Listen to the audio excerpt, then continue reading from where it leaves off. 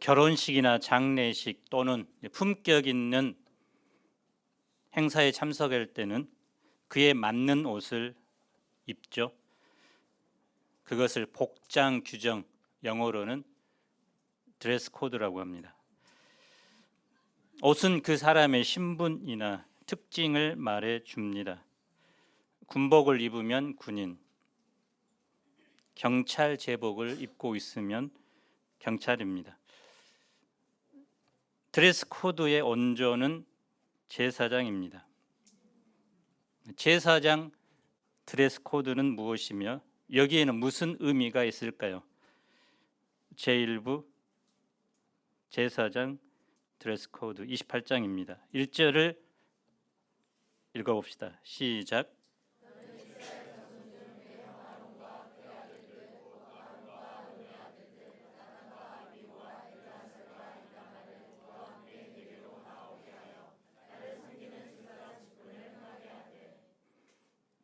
성막을 만들고 하나님께서 그곳에 함께하는 이유는 크게 두 가지입니다.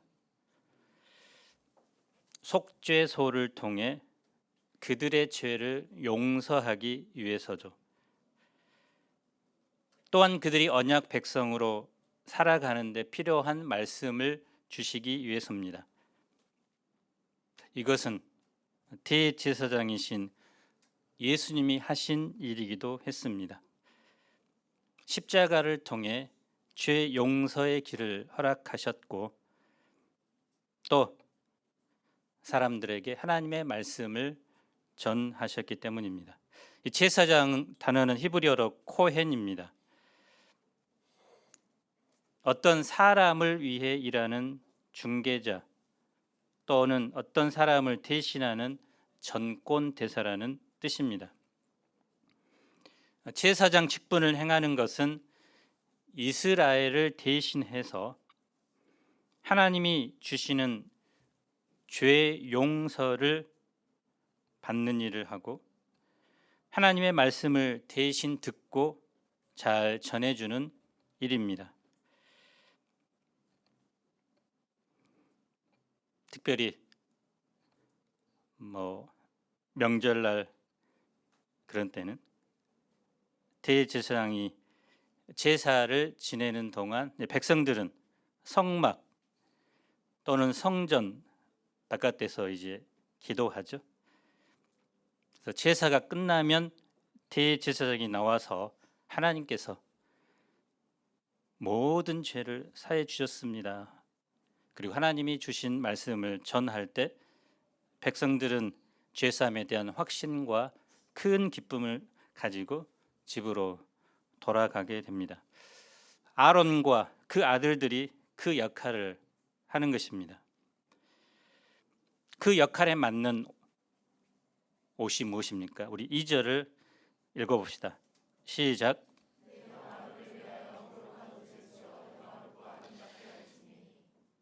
로마 카톨릭 또 그리스 정교회 사제들은 지금도 보통 사람과는 다른 특별한 옷을 입습니다. 발목까지 내려온 그 옷을 수단이라고 부르는데요. 그 의미는 하나님과 교회에 봉사하려고 세속에서는 죽었다라고 라는 뜻이 있습니다. 반면 우리 개혁파 교회의 목회자는 보통 옷을 입죠. 성례전을 행할 때 성직자의 가운을 입습니다. 옷 자체보다도 그 옷을 통해 주고자 하신 메시지가 중요하기 때문입니다. 사실 성경을 보면 하나님은 건 모양을 꾸미는 것을 좋아하지 않습니다. 그런데 제사장에게만은 특별한 옷을 만들어 입히라고 합니다. 제사장 직분이 세상에서 가장 영화롭고 아름다운 직분이라는 것을 보여주기 위해서입니다.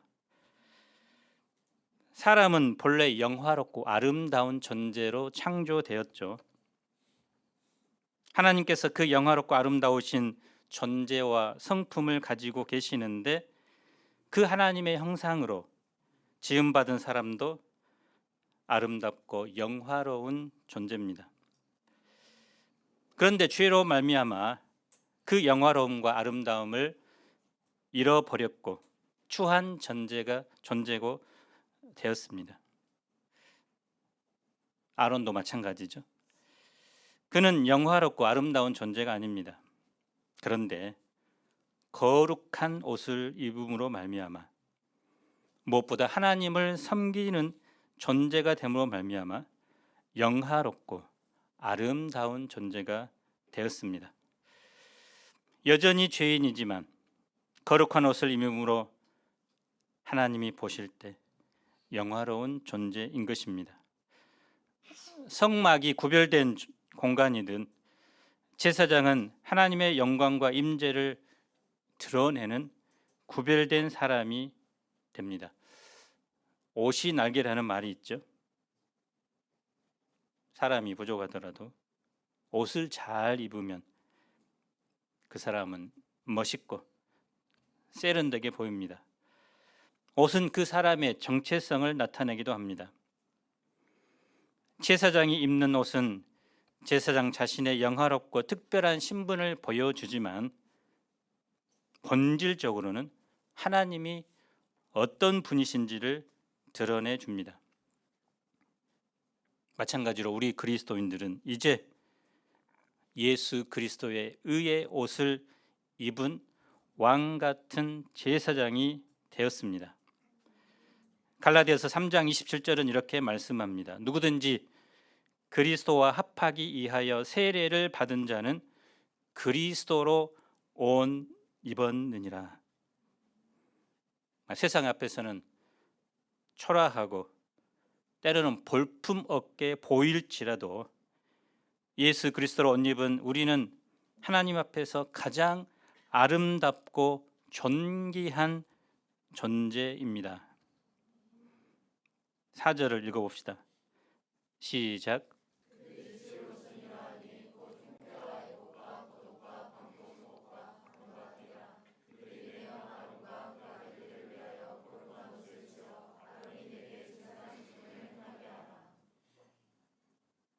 제사장 직분을 행하려면 반드시 제사장이 입는 옷을 입어야 합니다. 평소에 입던 평상복을 벗어야 합니다. 제사장이 입을 옷은 크게 4가지 종류입니다. 여기 제사장은 특별히 대제사장을 가리키죠. 흉패와 에봇, 겉옷, 반포, 속옷입니다. 여기에 관과 띠가 추가됩니다. 재료는 금실과 청색, 자색, 홍색 실과 가늘게 꼰 배실입니다. 어떤 재료죠? 성막에서 특별히 지성소를 꾸미는 데 만든 재료와 같죠. 그래서 어떤 분은 이 제사장은 이 성막의 일부다 이렇게 말합니다. 이 옷은 누가 디자인합니까? 하나님이 친히 디자인해서 준 거죠. 먼저 이 대제사장이 입는 옷을 살펴보면 첫째, 에봇입니다. 6절을 읽어봅시다. 시작.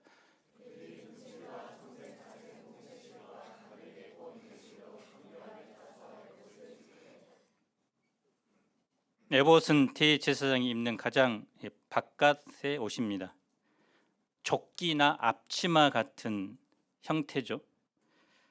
하나는 등을 하나는 앞을 가리도록 만들었고 이 두 부분이 어깨에서 연결됩니다. 어깨에 호마노라는 보석을 답니다. 붉은 줄무늬가 있는 보석인데요. 거기에 야곱의 12아들의 이름을 나이 순서대로 새겨 놓습니다. 이 어깨는 일반적으로 책임과 자부심을 의미하죠.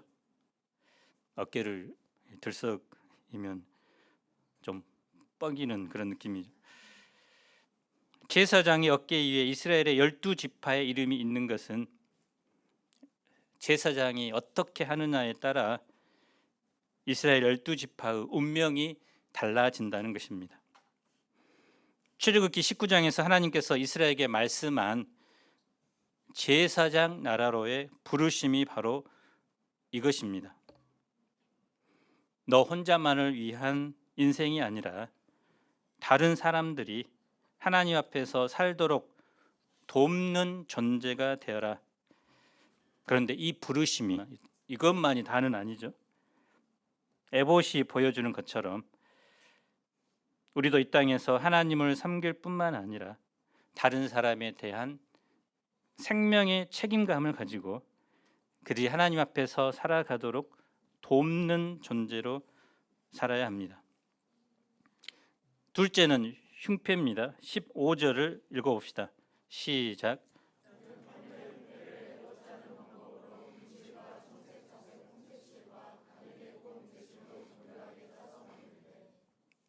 흉패는 정사각형 형태의 주머니입니다. 에봇 위에 걸칠 수 있도록 제작되었는데요. 판결 흉패라고 부릅니다.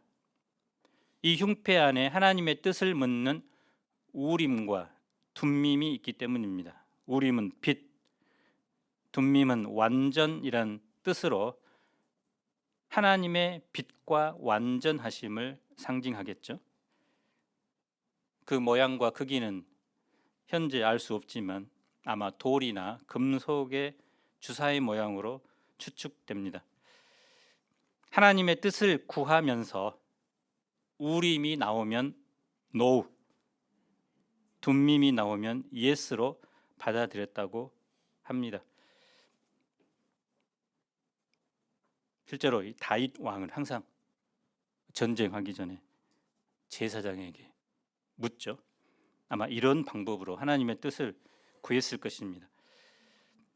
그러면 지금도 이제 주사위 2개를 가지고 예스 노를 선정해야 할까요? 지금은 완성된 계시로서 하나님의 말씀인 성경이 우리에게 주어졌습니다. 굳이 우림과 둠밈으로 하나님의 뜻을 여쭐 필요가 없습니다. 성경을 읽고 듣고 묵상할 때 성령께서 진리를 그리고 우리 삶의 방향을 밝히 깨닫도록 가르쳐 주십니다. 셋째는 겉옷입니다. 31절을 읽어봅시다. 시작.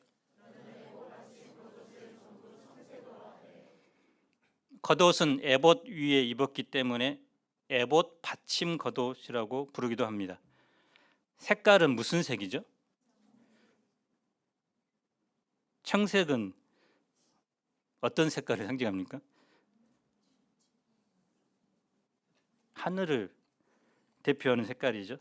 또 하늘은 하나님을 상징하는 색깔입니다. 대제사장은 청색 겉옷을 입음으로 자신이 하늘을 입었고 또 자신이 땅이 아닌 하늘에 속한 자임을 깨닫게 됩니다. 겉옷 하단에는 금 방울과 석류를 번갈아 가면서 달았습니다. 고대 왕들은 백성들에게 자신의 권위를 나타내기 위해 방울 달린 옷을 입는 풍습이 있었고 특히 석류는 그 석류 안에 뭐가 가득하죠? 씨가 엄청 많죠. 번영과 풍효를 상징합니다. 또 이 금방울은 왕의 권위를 나타내는데 더 근본적인 이유는 방울을 달고 걸어가면 당연히 소리가 나겠죠. 그래서 대제사장의 행동 하나하나를 신중하고 조심성 있게 해야 한다는 의미입니다. 그러니까 제사 드릴 때 만약 방울 소리가 들리지 않으면 대제사장이 하나님의 진노를 받아 성소 안에서 죽었음을 의미하기도 했습니다. 그래서 전승에 의하면 대제사장이 성소에 들어갈 때는 발목에 밧줄을 메고 들어가기도 했다고 합니다. 그래서 일반 백성들이 이 성소에 갈 수 없기 때문에 죽으면 이제 그 줄로 시체를 끌어내기 위해서라고 합니다. 이처럼 하나님의 사람은 엄청난 특권과 은혜를 받았지만 동시에 하나님 앞에서 늘 신중하고 무엇보다 경건한 삶을 살아야 함을 보여줍니다. 36, 37절을 읽어봅시다. 시작.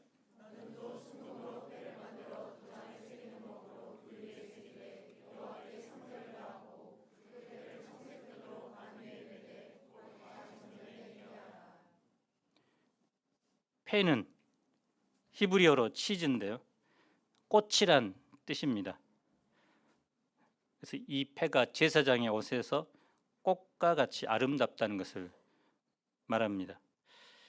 아론은 이 패를 이마에 달고 거기 위에 여호와께 성결이라는 말을 쓰고 성소에 들어갑니다.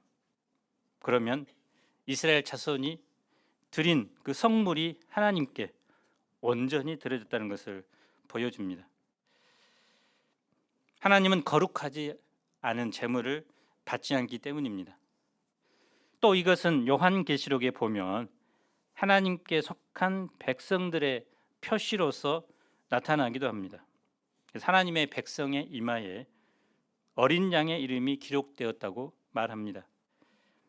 그래서 패는 우리로 하여금 성결한 삶에 대한 요구이면서 또한 우리가 하나님께 속한 사람이라는 것을 보여줍니다.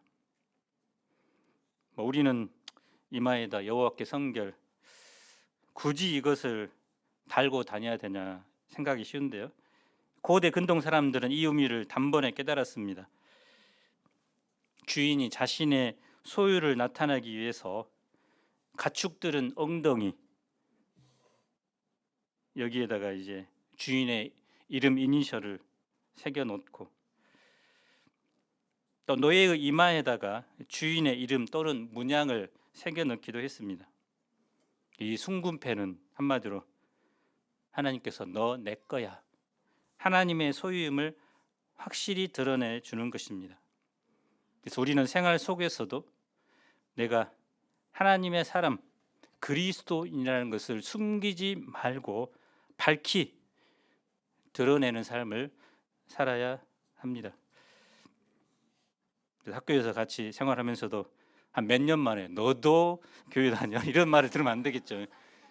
만나자마자 너 교회 다니냐? 보니까 그 정도로 확실하게 소속을 밝히라는 것입니다. 이제는 대제사장과 일반 제사장이 공통으로 입는 옷입니다. 먼저는 속옷입니다. 속옷으로 번역되었지만 오늘날의 언더웨어가 아니고요,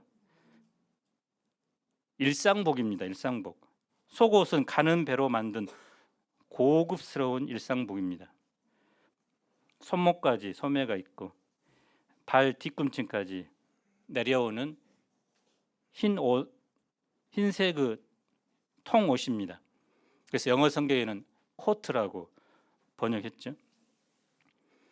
제사장이 입는 이 속옷은 일반 제사장과는 달리 반포 속옷이라고 말했는데요, 그래서 얼룩 반자를 써서 줄무늬 속옷이라는 의미입니다. 그래서 속옷에 술을 넣음으로 일반 제사장들의 속옷에 비해는 좀 더 고급스러웠겠죠. 다음으로 띠입니다. 띠는 허리띠죠. 또한 관입니다. 관은 이제 모자라고 할 수 있는데요, 그러나 원래는 이제 터번, 둥글게 이제 감은 것을 의미합니다. 마지막으로 속바지입니다. 이 속바지가 오늘날 언더웨어입니다. 속바지가 목적이 하체를, 그래서 이 생식기를 가리는 역할을 합니다. 당시에 이방 제사장들은 나체로 주로 이제 제사를 지냈고 또 성전에 그런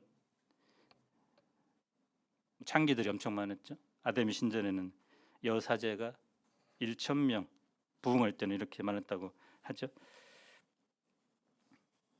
이 속바지의 용도는 하체를 가리는 것인데, 즉 하나님께 인간의 그 죄를 가리는 것입니다. 그래서 이것은 우리가 예배하러 나올 때 그냥 한 주간 제 멋대로 살다가 회개 없이 또 아무런 준비 없이 나오는 것이 아니라 한 주간 범한 모든 죄를 주님의 피로 가리우고 씻음 받고 나오라는 것입니다. 그래서 사실 대표 기도를 할 때는 회개의 기도를 우선시해야 합니다. 자기뿐만 아니라 성도들의 한 주간 지은 모든 죄를 주님께 아뢰고 회개하는 그런 기도를 한 후에 나오는 것이 중요합니다. 그래서 꼭 이 기도를 우리 대표 기도자들은 넣기 바랍니다. 그래서 여기 나온 그 기도 제목은 실상은 이제 평상시에 아침 저녁 기도할 때 이제 중보 기도하라는 그 의미로 이제 준 거고요. 예배 때는 특별히 회개와 하나님 앞에의 나옴 또 감사 주로 예배를 위한 기도를 좀 하시고 나머지 때 이제 이 중보 기도를 하면 좋겠습니다.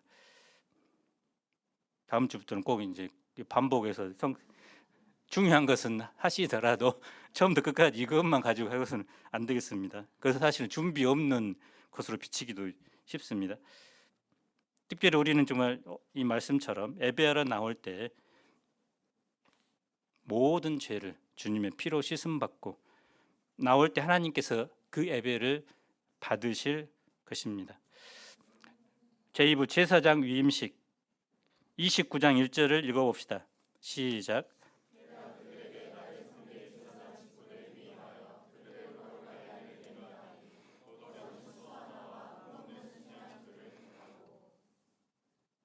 제물을 준비하는 거죠. 하나님께 드리는 예물입니다. 내 대신 죽어야 하는 짐승이기도 하지요. 누룩을 넣지 않는 빵과 기름 섞은 과자를 만들어 가져옵니다. 그 다음에 아론과 그 아들들을 데려다가 물로 씻깁니다. 씻은 후에 제사장 애복을 입습니다. 그리고 머리에 관유를 바릅니다.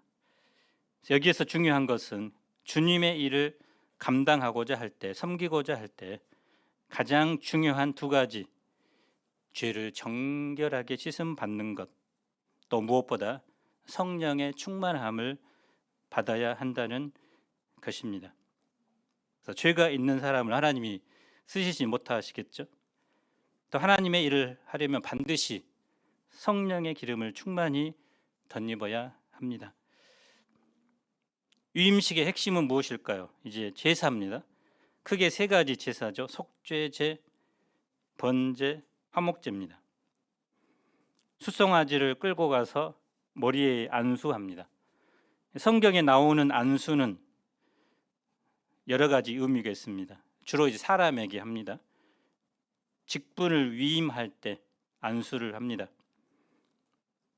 또 바울은 또 디모데에게 안수하면서 그에게 은사를 받도록 합니다. 또 예수님의 사역을 보면 치유 사역을 위해서 안수하기도 합니다. 안수는 사람이 사람에게 하는 것인데 제사법을 보면 제물인 동물에게 안수를 하죠. 그 이유는 뭡니까? 동물에게 은사를 주기 위해서 안수합니까? 다르죠. 자신의 죄가 그 제물에게 전가되는, 이동하는 것을 말합니다. 그래서 제사 직분을 감당하는 그 제사장도 연약한 죄인이기 때문에 자신이 지은 모든 죄를 동물에게 전가를 시키고 그 동물은 이제 불에 타서 이제 죽게 되죠. 그래서 죄에 죽는 사람이 되는 것입니다.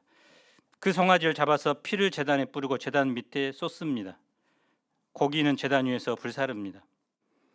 속죄제를 통해 그들의 죄를 용서하십니다. 제사장은 먼저 당신의 죄를, 자신의 죄를 용서받아야지 다른 사람의 죄를 용서받도록 돕는 데 쓰임 받을 수 있기 때문입니다. 두 번째는 번제입니다. 재물을 완전히 태우는 제사죠.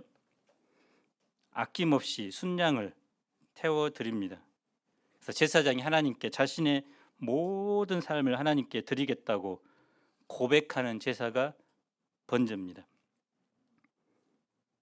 금요일 날 발표한 우리 정보배 에레세리토스 목자도 하나님을 뜨겁게 만나고 또 영혼들을 섬기면서 이제 자기 직장 캐리어의 정점에 올라서 여러 곳에서 스카웃을 안정된 삶을 살 수 있었죠. 연봉 20만 달러 2억 얼마 되겠죠. 그 정도 받은 사람은 별로 없죠. 근데 그런 이제 자기 성공의 정점을 위해 살 것인가, 아니면 이제 거기 교회에서 풀타임 목자로 살 것인가, 감사했다고 했습니다. 가장 하나님이 축복해 주셨는데 그것을 선택할 수 있는, 본인이 선택할 수 있게 하셔서, 근데 그걸 버리고 이제 양들을 위해서 목숨을 버리겠다. 보통 이런 사람 별로 없는데 양을 위해서 목숨을 버리겠다. 예수님이라면 좀 할 수 있는데, 근데 그 일이, 그 사명이 가장 복되기 때문에 마치 번제로 자신을 하나님께 드리는 것이죠. 그 후 다른 한 마리 순양을 잡아 피를 오른쪽 깃볼, 오른 엄지가락, 오른발 엄지에 바릅니다. 귀에 구멍을 뚫는 것을 뭐라고 했죠? 나는 주인의 것입니다. 일생 주인에게 충성하겠습니다. 그런 표시죠. 또는 귀에 피를 바름으로 하나님의 말씀을 철저히 듣고 순종하는 삶을 사겠습니다. 또 사람의 그 엄지 손가락, 엄지 발가락을 없으면 어쩝니까? 편하죠. 무게가 들어가서. 근데 힘쓰기 쉽지 않죠. 없어버리니까 뭐 글쓰기도 쉽지 않고요. 오른 엄지, 오른 발 엄지에 피를 바른 것은 온 힘을 다해서 하나님을 섬기겠다는 고백이죠. 마지막으로 화목제를 통해 이임식 절차가 마무리됩니다. 이 이임식은 일주일 동안 계속됩니다. 똑같은 의식을 왜 일주일 동안 계속하라는 것일까요? 그만큼 제사장에게 거룩과 성결이 중요하기 때문입니다. 그래서 죄에 대해서 죽되 완전히 일주일 동안 이제 그 행위를 하면서 죽으라는 것입니다. 그리고 하나님께 자신의 삶을 온전히 드리라는 것입니다. 첫날에는 드리려다가 둘째 날에는 이거 아닌 것 같은데, 그렇게 하지 말고 일주일 동안 이제 드리면은 이제 나는 이것을 위해 태어난 존재구나, 이렇게 완전히 고백하게 됩니다. 무엇보다 그때 그 제단을 거룩하게 하죠. 제사장들이 주로 하는 일은 제단에서 짐승 잡는 일이죠. 피 보는 일을 많이 합니다. 그래서 그 제단이 거룩해지도록 합니다. 30장 1절을 우리 읽어봅시다. 시작.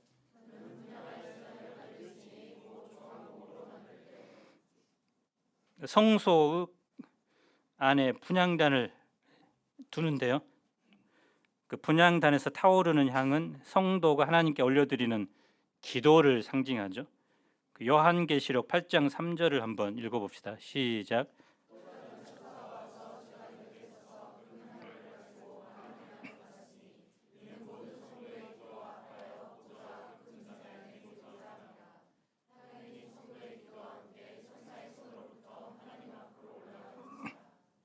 성소의 기구 중 속죄소와 가장 가까운 곳에 분향단을 두게 합니다.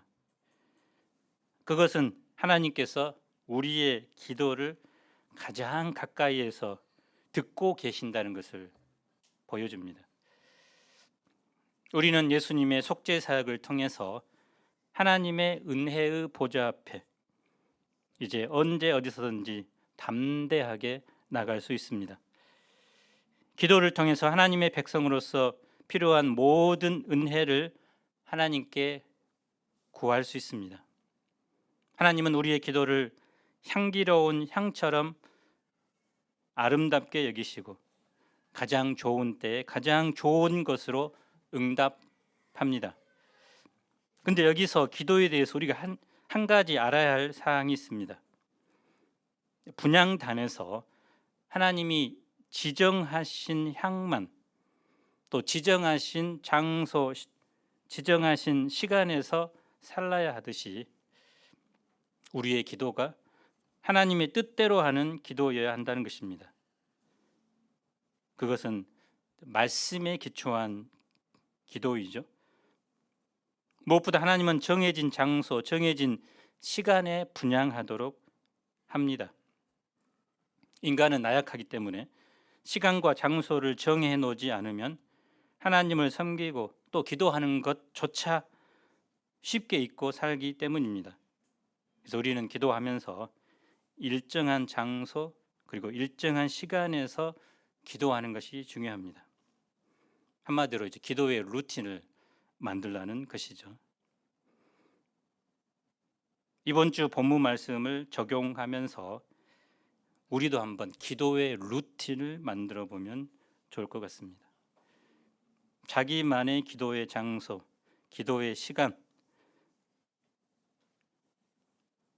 나는 5시 30분에 교회에 와서 하겠다. 나는 우리 집에 오얼음 골방을 만들어 놓고 9시에 기도하겠다. 또 몇 분, 15분 하겠다. 어떤 분은 30분, 어떤 분은 1시간. 그래서 그것이 루틴이 되기까지 한번 적용해 보면 좋겠습니다. 근데 가장 좋은 곳은 또 이제 속죄소와 교회에 속죄소가 있는 것은 아니지만 교회에서 와서 기도하는 것이 가장 좋겠죠. 그래서 기도의 루틴을 만들어 보는 한 주가 되면 좋겠습니다. 12절을 봅시다. 속죄는 히브리어로 코페르라는 단어입니다. 갚다, 가리다는 뜻이죠. 하나님이 죄값을 갚아주시고 그 죄를 가리어 주신 것에 대한 감사로 드리는 것입니다. 가난한 자나 부유한 자나 막론하고 똑같은 금액을 내야 합니다. 하나님의 구원과 보호는 부자나 가난한 자를 막론하고 어느 누구에게 동일하게 임하기 때문입니다. 속전으로 드린 돈은 성막의 봉사 비용으로 드립니다. 생명의 속전을 낼 때 그들 중에 질병이 없게 된다고 합니다. 하나님께 드리면 이제 질병도 물론 이제 고질적인 질병을 가지고 있는 분인데 그 질병이 또 낫게 되죠. 마지막으로 31장 1절로 11절은 성막을 만들 사람에 대한 내용인데요. 유다 지파의 부살렐, 단 지파의 오홀리압을 지명하여 부르고 하나님의 영을 충만하게 하여 성막의 모든 것을 만들게 하셨죠. 하나님은 그들에게 성령을 충만하게 부어 주셨고 지혜와 총명과 지식과 여러 가지 재주를 주셨습니다.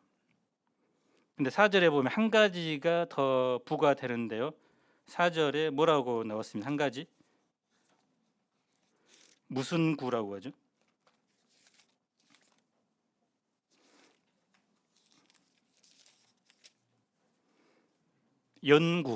연구가 아니라 연구. 정교한 일을 연구하여. 연구가 중요하죠. 인간의 노력, 인간의 땀이 개입되는 행위를 연구라고 하죠. 하나님이 주신 재능 더불어서 인간의 노력이 결합하여 성막을 만들도록 하신 것입니다. 복음 역사도 마찬가지죠.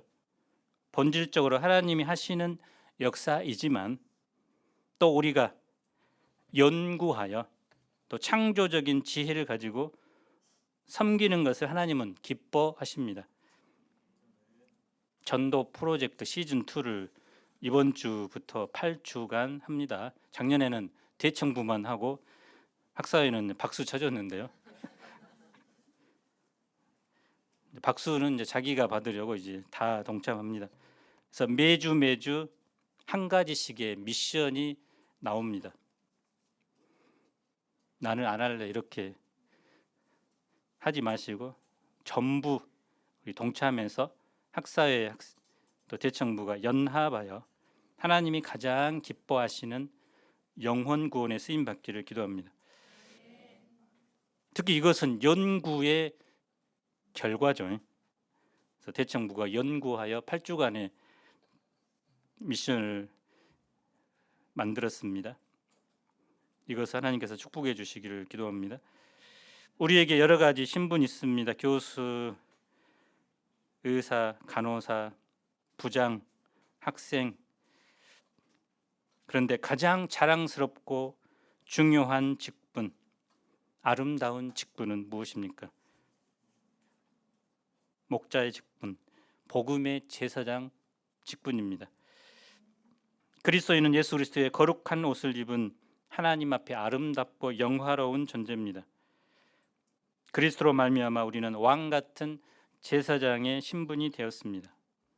이제 이 직분에 알맞게 우리가 거룩한 삶을 살아갈 뿐만 아니라 문 영혼들을 하나님께로 인도하는 목자의 직분을 충성스럽게 살아갑시다. 기도하겠습니다.